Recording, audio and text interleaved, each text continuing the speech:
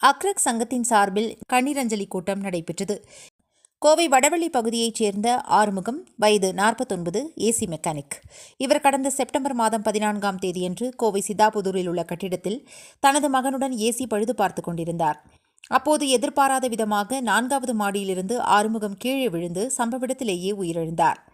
இந்நிலையில் வெள்ளிக்கிழமை இன்று மாலை கோவை சிவானந்தா காலனி பகுதியில் உள்ள தனியார் அரங்கில் air conditioning and refrigerator owner association Coimbatore அக்ரக் சங்கத்தின் சார்பில் கண்ணீரஞ்சலி கூட்டம் நடைபெற்றது.